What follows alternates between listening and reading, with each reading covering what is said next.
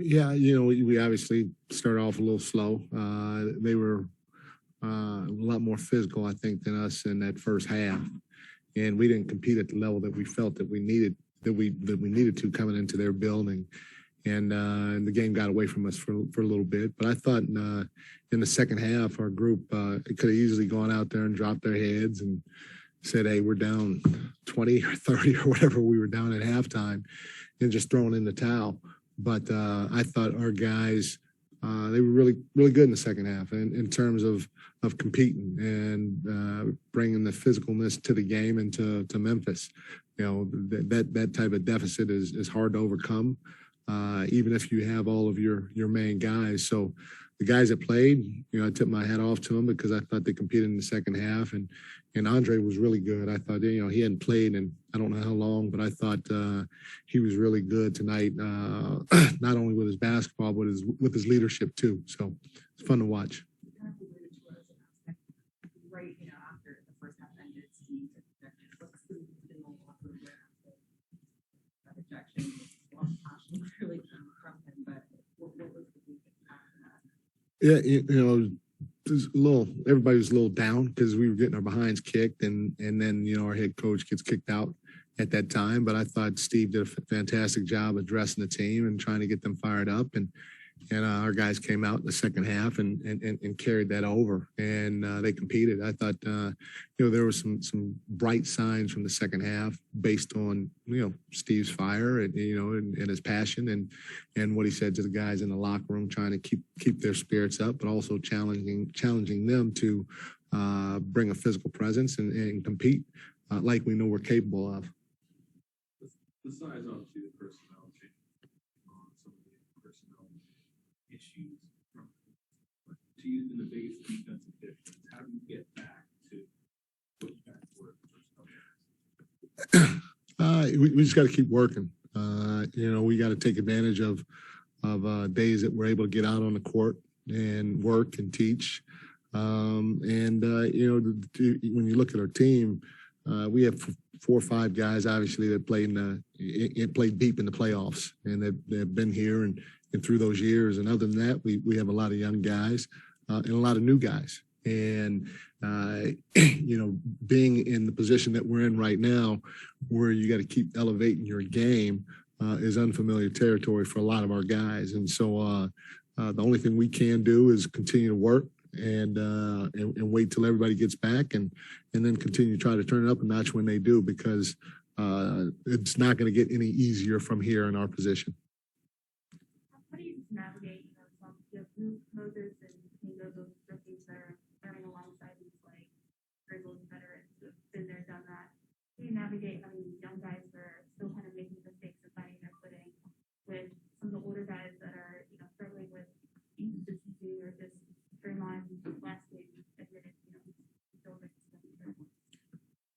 Yeah, as much as you can, you try to get them out on the floor with those veterans, and like I said, we just have to continue trying to take advantage of any time that we have to practice or have a shoot around or something like that to get the group together, because they haven't played many games as a whole, and again, you watch film, you talk to them, you go through it with the coaches, you walk through it on the floor.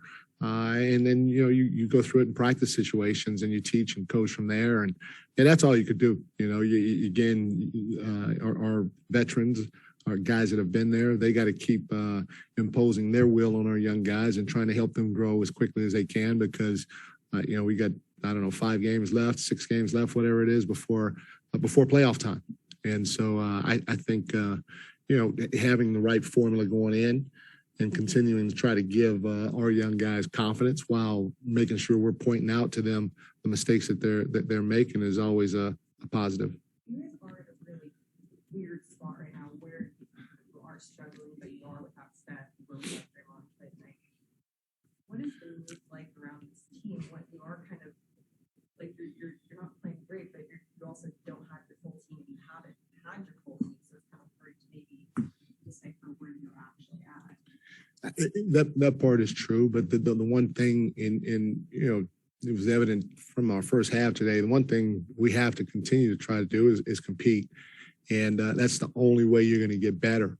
There are a lot of teams out there that are missing their players, and we're not the only team in the league that's missing players. And so whoever is called upon, next man up, he's got to step up and he's got to try to get the job done.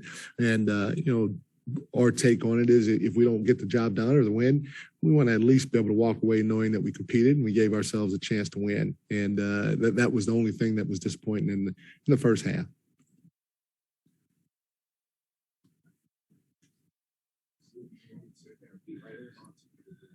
Let's go to one on Zoom. Monty Poole, go ahead. Hey, Mike, given the roster that you guys took on the road, no Steph, Clay still coming back, Draymond still coming back, both guys going to miss games. Was it fair to expect you needed a little bit more out of Andrew? Monty, I ain't going to answer your question. You ain't even here, man. Kendra's here. Anthony's here. Slater's here. And you're going to ask me a Zoom question from back in the Bay. Yes, sir. Yes, I am. Okay, fair enough. It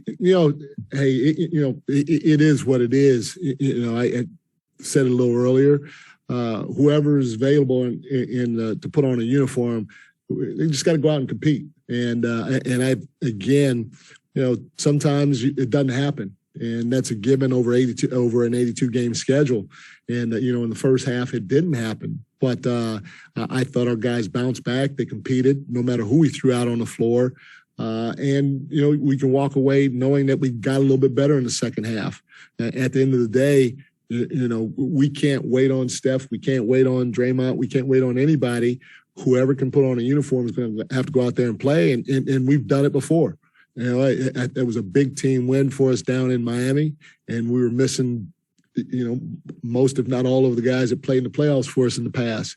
So, I got Steve, myself, the rest of the staff, we all have a lot of confidence in the guys on this roster.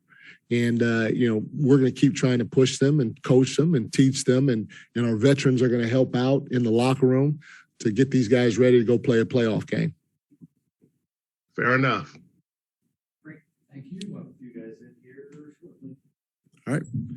Thank you.